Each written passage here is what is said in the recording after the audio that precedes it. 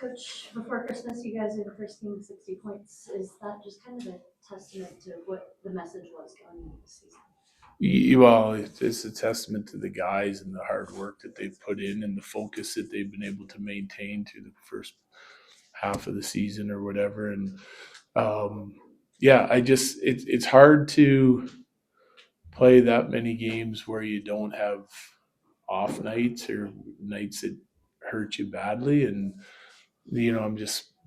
I'm really proud of the guys because they're finding a way to be in every game, even if they don't have their best stuff. Like I don't think tonight we had our best stuff, but we had a good first, we had a good third, and we got a big goal in the second from G again. And it's, someone new stepping up every night and being able to get the job done. But guys are playing with the right intentions and they're getting rewarded for it. Right. Dude, what does it say about your team that you can win a 1-0 game? A well-fought game from Utah side too, when you don't have your best. Same answer I just gave. Really, honestly, it says a lot because you could tell like scoring chances were hard to come by. Like we did a nice job in the first, creating some dangerous chances, and the second period we didn't really sort of play to our game plan or what helped us be successful in the first period. But we got back to it in the third. I think it says a lot about the maturity of our group and the focus of our group to be able to like understand it, you recognize it, understand it, and then change it so we have a better third period and we're able to win the hockey game instead of letting it get away from us. Colin? So, like we were talking about some sloppy plays. What can you have any more confidence in Scott Wedgwood after this game tonight? I mean, he was the best player on the ice for either team. There's no question. Like the second period, when I say we got away, we created some of our own issues. Like you got to give them credit. They played hard. They played with really good speed. I mean, if you give them an opening, they're going to create a chance out of it. But like for example, we get off on like two rushes on the penalty kill. I felt like when we were organizing in our structure on the penalty kill, we were shutting them down at the line, sending it the length of the ice over and over. We weren't giving up anything dangerous in zone. We take off a couple times. We mismanaged the puck on both of those rushes, and then they get a power play opportunity, and then a second one, and then a third one, all while we're trying to get organized. And it was a little bit the same way 5-on-5, right? So like just calming things down and being a little bit more predictable to ourselves. If we're not going to score a lot tonight, then being able to sort of lock it down and be a little bit more patient, I think is important. And it's hard to do that in stride, but I thought the guys did a nice job of it again in the third period. Ryan, then Eric. Utah was also missing some of their key players. Vamelka was pulled out at the last second with an injury, and obviously Logan Cooley's been out. Yeah. Was there anything that surprised you tonight from them? No, not really. I mean, I said it this morning. I think it was to Connor. They're 5-5 in their last 10. They've always played us hard, but their underlying numbers for the last 10 are like all of it, offense and defense is all top 10 in the league. So like when you're in that category with your analytics, it's usually a 7-3 or an 8-2 segment.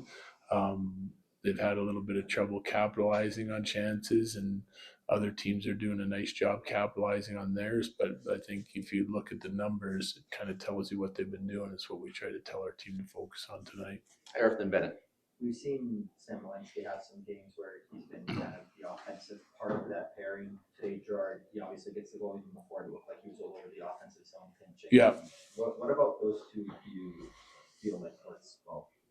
Well, they're both elusive guys. They both can move the puck. I think they're finding some chemistry with one another. And like they play similar styles, so they kind of know what each other needs and where they need each other to be. So when they're both having good nights, it looks like tonight. I thought that pair was really good tonight. And not just because G scored, that's one play, but they were moving the puck efficiently. They were defending hard. They weren't giving up a lot. They didn't have any troubles versus the rush. Like there's so many different categories that we kind of evaluate those guys on. But I mean, that game tonight, they played some really good games here recently, both of them, and as a pair. So, I mean, that's a good sign for our team. The second period save that went to review, did you think there was a chance that would get overturned as you were watching the replay? And did you think there was any chance that the color of Wedgwood's pads helped kind of make sure Yeah, that the call glove. stood? Yeah. I'm gonna say that color helps for sure, because there's a good chance that puck was in, but the thing is, you got to be able to see it in, right? And you need the overhead cam to do that, and it's pretty hard to see it in if it's in his glove, right? So unless his whole glove crosses and comes in, so I was pretty confident that it wasn't going to count, just because you have to have definitive proof that it crossed the line, and I just think it's very hard to get that, especially with a dark glove, dark puck. Last couple, Megan. What are some subtle differences we might take for granted that you see as a coach when the team has absolute trust in your goaltender like tonight? Well, I kind of answered this last week, I think, but it's more, it's just being able to be what I would consider a half step quicker on offense, and it's the same. It's not, it starts with your goaltender, right? If you can stay aggressive and assertive on the defending side of it, because you don't feel like you gotta, if you're making a mistake, you can make it an aggressive mistake instead of a passive mistake in D zone coverage. I think our team's done a pretty good job of that. And when the D are retrieving pucks low in your D zone, if you're confident that those guys are going to win their touch and advance the puck, you can get a step on guys leaving the zone and get more dangerous off the rush and on your attack. And when it's going good, it looks great. And if you start losing some of those touches and you don't have confidence in your D to be able to advance it, then the forwards got to hang around longer in D zone to make sure it's safe before they get off on the rush. So it's like, I think that the confidence that you have in your goalie helps, the confidence your forwards have in your D helps, and the confidence your D have in your forwards to be, reloading, tracking, getting above pucks allows them to stay up and help you create offense too. So I think it kind of filters through the whole team, but it kind of starts with the goaltender. Last two, Evan and Bailey. Are you able to truly unplug the next couple days? For or is sure. that tape going to be calling your No. I'll get up in the morning and have coffee these next few days and pick through some tape and then enjoy the time off. Bailey.